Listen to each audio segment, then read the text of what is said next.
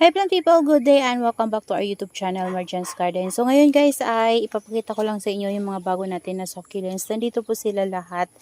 Yan, rearrange ko sila dito banda guys para dito mainitan talaga sila ng maayos. Kasi yung napaglagyan ko sa kanila, hiwa-hiwalay. So pinagsama-sama ko na lang sila dito guys. Ayan. So nilipat ko rin dito guys yung ano natin, prosperity pot. Ayan, nadalawa pinatong ko lang sila sa balde.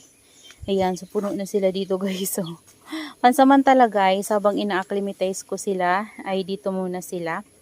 Ayan, so, dito banda, para dito mainitan sila ng morning sun. Ayan.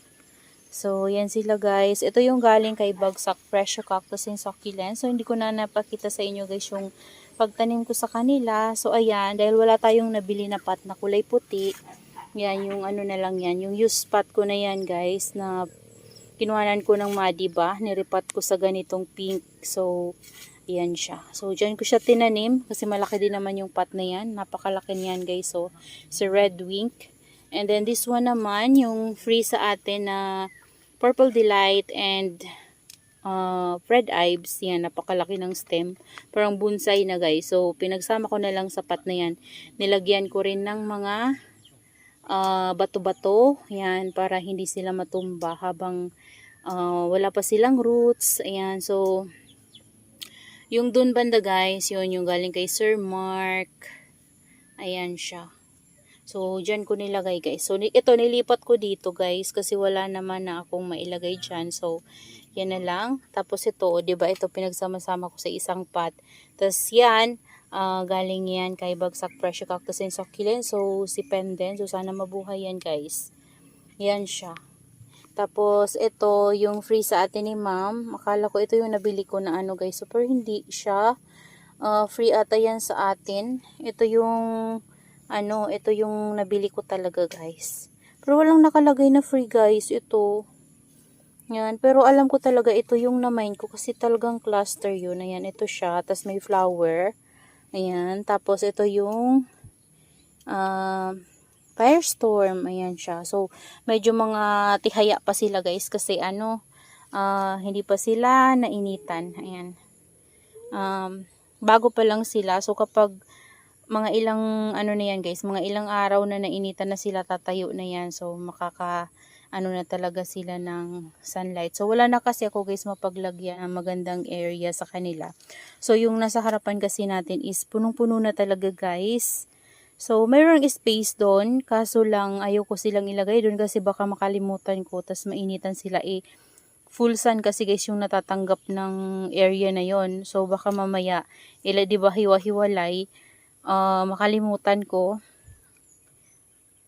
maano sila, ma-sunburn. So, lalo na ngayon, sobrang init talaga. So, dito mapapansin ko sila kapag na ano sila guys, nainitan ng sobra. Pero, tingin ko naman dito guys, hindi naman gaano. Kasi kapag tanghali, alam ko itong area na to, naiinitan to. Pero kapag binaba yung net, hindi na siya. Yan, shaded na siya. So, ayan yung itsura nila dyan guys. Nakapagwalis na rin ako. Yan, nag-ayos-ayos ako. Tapos, marami pa tayong kalat sa ilalim. So, lilinisin ko yan. Kapag may time na. Ayan guys. So, ayan sila. Ayan.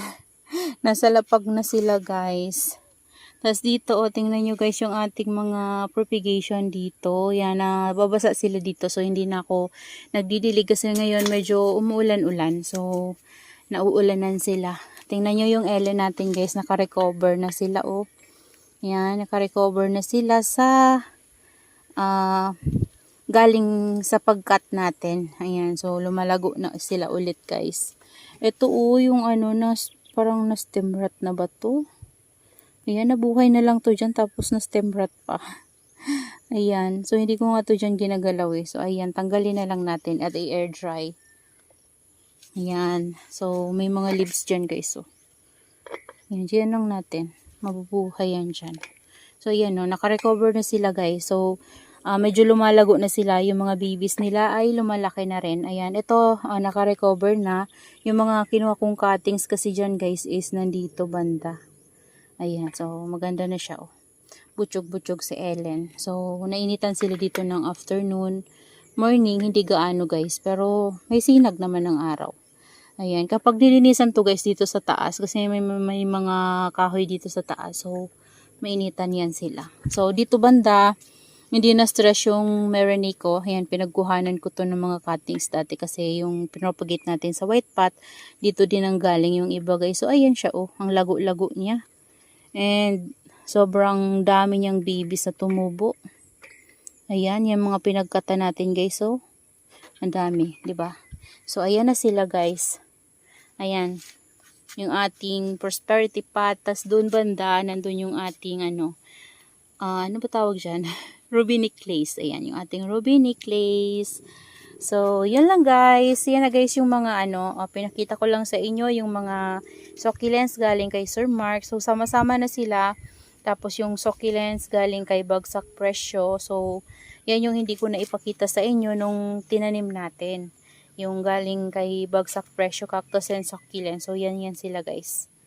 Ayan, so, that's all for today's video guys. Yan, I hope you enjoy watching. Yan, and see you on my next vlog. So, yan guys, ay, didiligin ko sila after 1 week. Yan, bibigyan ko sila ng tama lang na water muna bago, para hindi sila ma-overwater. Yan, kasi hindi pa yan sila masyadong nagro-roots. Yan, kapag 1 week na sila. So, may roots na yan sila pero hindi pa gaano. Lalo na yung mga pud-pud talaga guys yung puno nila. So, yun, medyo matagal-tagal yun mag-root. So, yan na lang muna guys. Bye-bye!